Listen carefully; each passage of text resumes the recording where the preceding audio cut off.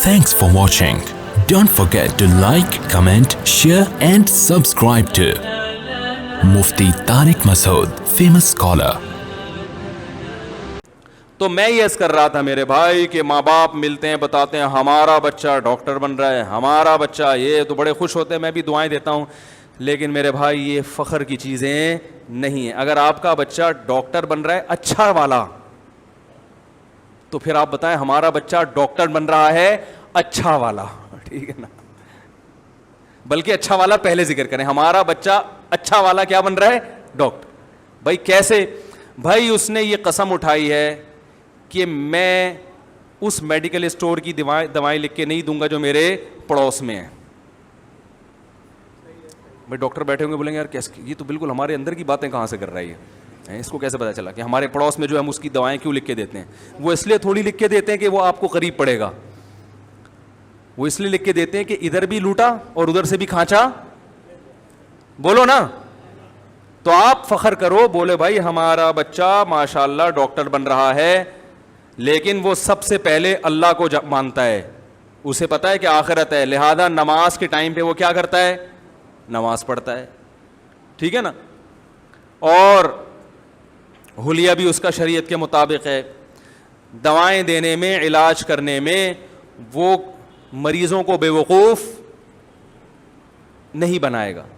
وہ دوا لکھ کے دے گا چاہے کہیں سے بھی مل جائے, ٹھیک ہے, صحیح ہے نا, چاہے کہیں سے بھی مل جائے. وہ بلا وجہ ٹیکے بولو بھائی نہیں لگاتا. تو خیر یہ کیا کیا کرتے ہیں وہ ایک لمبی کہانی ہے. تو اس پہ فخر کر رہے ہیں کہ اچھے ہونے پر.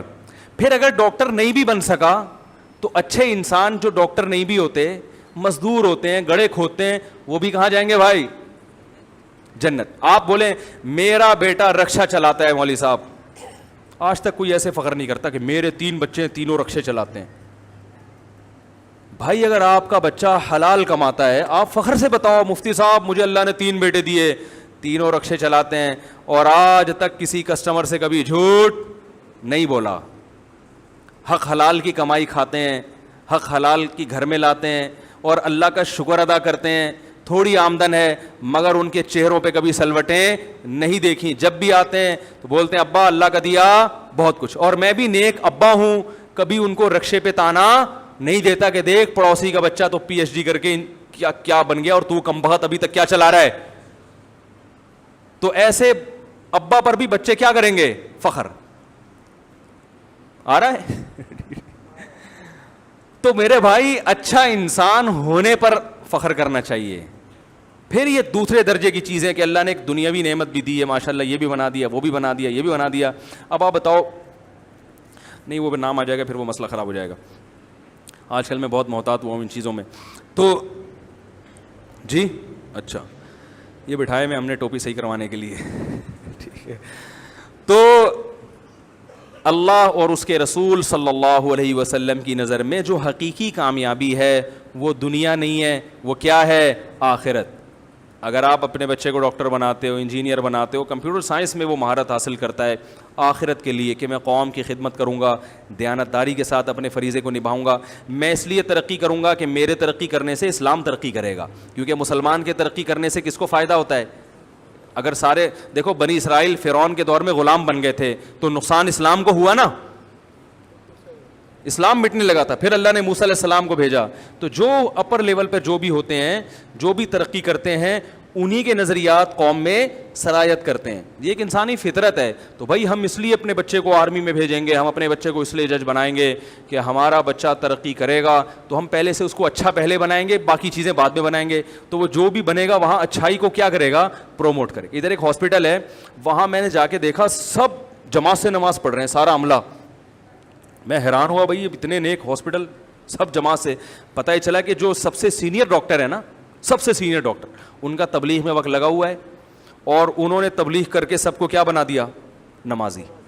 ایک عام بیچارہ جو چپڑاسی ہوتا وہ بھی نیک آدمی ہے, لیکن اس کی دعوت اتنی مؤثر, بولو بھائی, وہ تو کسی سینئر ڈاکٹر کو تبلیغ کرتا اور ڈاکٹر غصہ آ جاتا, بولے تم کیوں مجھے سمجھا رہا ہے. لیکن جو آپ کا سینئر جب آپ کو سمجھائے گا تو آپ اس کی بات سن لیتے ہیں. تو میں نے کہا دیکھو یار, یہ آدمی ڈاکٹر بنا اور اس نے اتنی ترقی کی, اس کی ترقی سے فائدہ کس کو ہو رہا ہے؟ انسانیت کو, اسلام کو فائدہ ہو رہا ہے. تو اس نیت سے اپنے بچوں کو ترقی کی راہ پہ ڈالنا کہ ہمارا بچہ نیک انسان بن کے جب ترقی کرے گا تو اچھے اثرات پڑیں گے. تو پھر بالفرض ترقی ہو گئی تو بہت اچھی بات ہے, نہیں ہوئی تو بھی میرے بھائی پریشانی نہیں ہوگی کہ ہم نے تو اچھا انسان کو تو پہلے فوکس کیا ہے.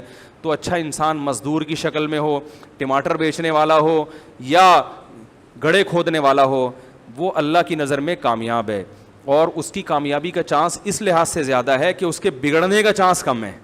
تبھی نبی نے فرمایا کہ غریب لوگ جنت میں امیروں سے زیادہ ہوں گے. غریب لوگ جنت میں امیروں سے تعداد میں زیادہ. اس لیے نہیں کہ اسلام میں امیر بننا برا ہے. اگر امیر بننا برا ہوتا تو حضرت عثمان کو نبی منع کرتے نا کہ کیوں پیسے والے ہو, غریب بن جاؤ.